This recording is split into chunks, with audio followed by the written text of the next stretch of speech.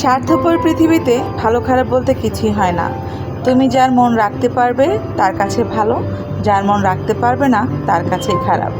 হাসির পেছনের কান্না, রাগের পিছনে ভালোবাসা, আর চুপ থাকার পেছনে কারণ খুব কমই মানুষ জানে। কাউকে অন্ধের মতো বিশ্বাস করলে সে তোমাকে অন্ধ ভেবে ঠকিয়ে চলে যাবে। মানুষ অন্যের দোষ দেখতে বিচারপতি হয়ে যায়, আর নিজের দোষ ঢাকার জন্য হয়ে যায় উকিল। বিসমিল্লাহির রহমানির রহিম।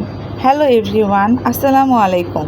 তৃষামণি চ্যানেল থেকে আমি তৃষামণি আপনাদের ওয়েলকাম জানাচ্ছি। কাছে এবং দূরে, দেশ ও প্রবাস থেকে যারা আমার ভিডিওগুলো দেখে থাকেন, আশা রাখবো আল্লাহর কাছে, আল্লাহর অসীম রহমতে আপনারা সবাই ভালো আছেন।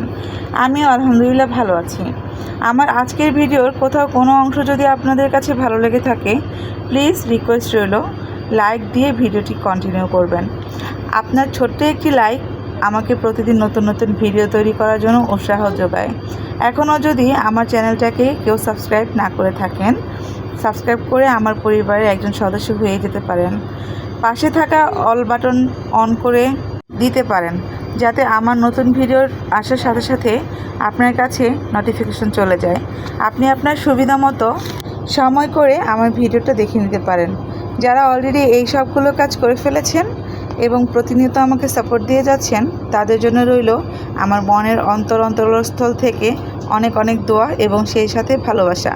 প্রতিদিনের মতো আজকেও আমি আমার সাংসারিক কাজ দিয়ে ভিডিওটা শুরু করলাম। আমি ঘুম থেকে উঠে সবার আগে আমি চিন্তা করি যে আমার বাচ্চা দুইটা মাদ্রাসা যাবে, ওদেরকে রেডি করে দিতে হবে, আমার সকালের কাজ করতে হবে, নাস্তা বানাতে হবে। তো আমি বিছানা ঝেড়ে পরিষ্কার করে রুম ঝাড়ু দিয়ে ঘর দুয়ার মুছে নেই।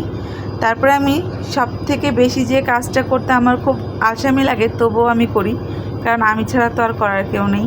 আপনাদের ইতিপূর্বে আমি বলেছি আমার কোনো হেল্পিং হ্যান্ড নেই, আমার বাসার সম্পূর্ণ কাজ আমার একা হাতে করতে হয়। গতকাল হঠাৎ করে বিকেল থেকে আমাদের এখানে গ্যাস ছিল না, যার কারণে রান্নাবান্না করতে অনেক বেশি ঝামেলা হয়। মাটির চুলায় হাঁড়ি বসাতে হয়েছিল, সেজন্য প্রত্যেকটা পাতিলেরই পুড়ে গেছে, কারণ আমার মাটির চুলায় রান্না করে অভ্যাস নেই। তো তারপরেও রান্না করতে কিন্তু ভালোই লাগে, আমার খুব ভালো লেগেছিল, মনে হচ্ছিল ছোটোবেলায় ফিরে গেছি। জুলাবাতি খাইছি না ছোটোবেলায় যেরকম করে, ঠিক সেরকম করে রান্না করেছিলাম কালকে রাতে। ভালো লাগার মুহূর্তটা কালকেই ছিল। আজকে আবার এগুলো ঘষাঘষি করে কালো দাগগুলো ওঠাতে গিয়ে আমি আর হিমশিম অবস্থায় পড়ে গেছিলাম। যাই হোক, আমি আপনাদের সাথে কথা বলতে বলতে আমার হাঁড়ি পাতিলগুলো মেজে নিলাম।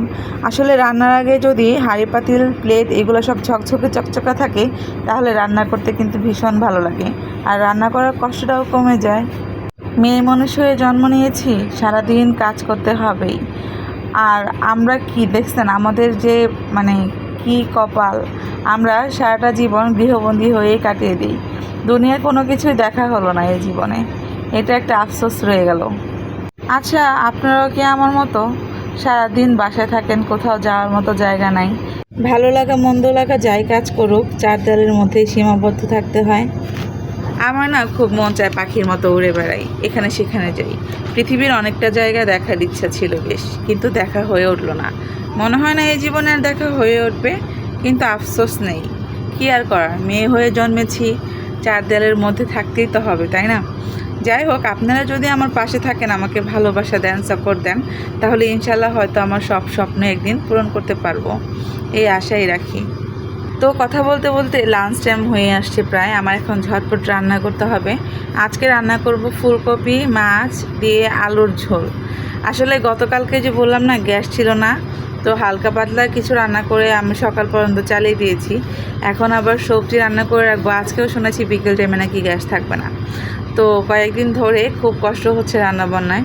তারপরেও কিছু করার নাই, সাংসারিক কাজ সাংসারিক মেয়ে করতেই হবে। আমি যদি রান্না না করি তাহলে তো আমার সংসারের প্রত্যেকটা পার্সন না খেয়ে থাকবে।